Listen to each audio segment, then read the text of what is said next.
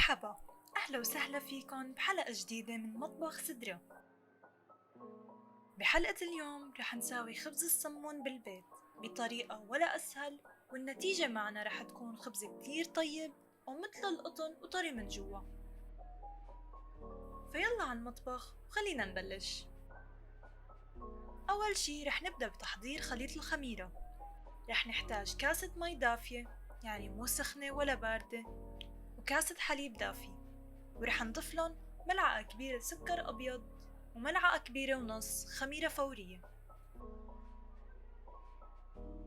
ومنتركها لتختمر.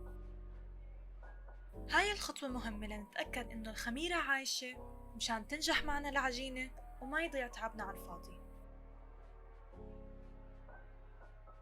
بزبدية كبيرة منحط 4 كاسات ونص طحين أبيض، وللطحين منضيف ملعقة صغيرة ونص ملح، ومنخلط الطحين منيح ليتوزع الملح بتساوي.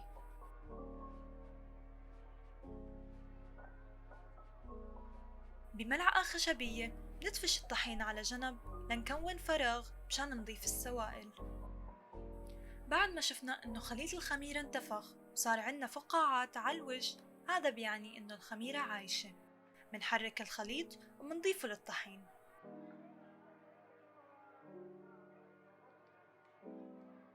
نبدأ شوي شوي ننزل الطحين ومنخلط.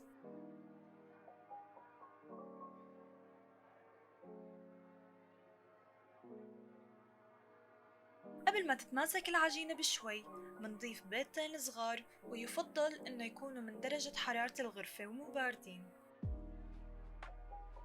منكمل خلط لعند ما تتماسك العجينة ويصعب علينا الخلط.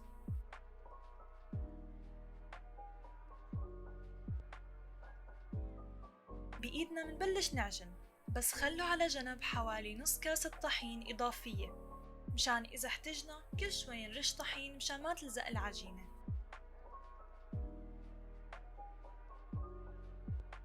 بعد حوالي 3 دقايق من العجن منفرد العجينة ومنضيف ملعقتين زبدة غير مملحة وكمان من درجة حرارة الغرفة.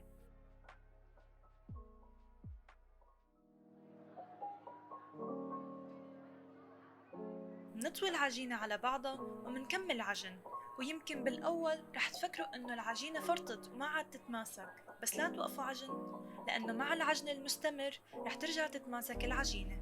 بعد 10 دقايق هاي عجينتنا صارت حلوة ومتماسكة مثل ما نكون شايفين. بندهن الزبدية تبعتنا بزيت زيتون، منحط العجينة وكمان بندهنها منيح لأنه ما بدنا إياها تنشف.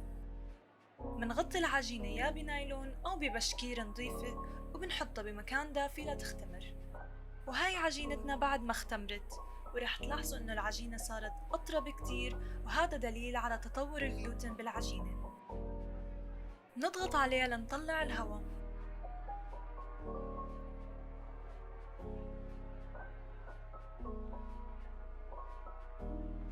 ومنرجع نعجنها شوي بس لنتأكد إنه العجينة متماسكة وما عم تلزق، وإنه ما منحتاج كمان طحين.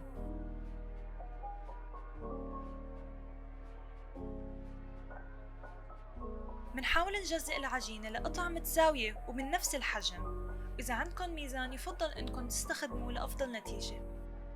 منشكل قطعنا لكرات ومنغطي عليهم ببشكيرة مشان ما ينشفوا ونحن عم نشتغل. منبدأ بفرد العجينة للحجم وللطول يلي بدنا إياه، ومنلف العجينة على بعضها. منسكرها منيح من تحت ومنتأكد إنه لزقت على بعضها، وهيك لازم تكون العجينة سميكة من النص وأنحف من الطوالف.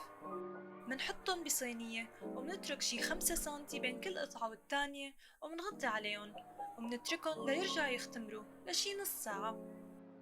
قبل ما ندخلهم على الفرن ندهن عليهم بيض مخفوق مع رشة مي مشان ياخد الخبز لون حلو. إذا بتحبوا فيكن ترشوا عليهم وتزينوهم بالسمسم.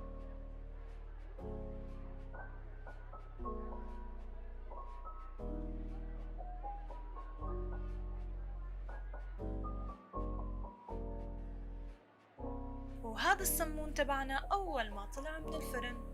بعرف رح تقولوا بالسدرة كأنه الصمون شوي غريب شكله. صح، معكن حق، وهذا الجزاء اللي ما بيصبر. هيك كانت نتيجة أول صينية لأنه ما تركت العجينة تختمر وترجع تنفش بعد ما شكلتن. والصمون لساته حار وهلأ طالعين تازة من الفرن، بندهنن بزبدة وبنتركن ليبردوا.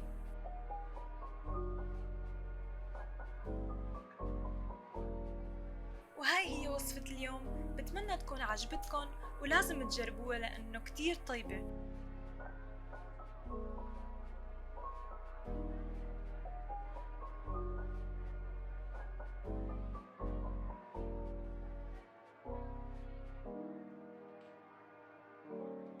لا تنسوا تشاركوني آراءكم بالتعليقات وتضغطوا على زر اللايك والسبسكرايب وتفعلوا الجرس.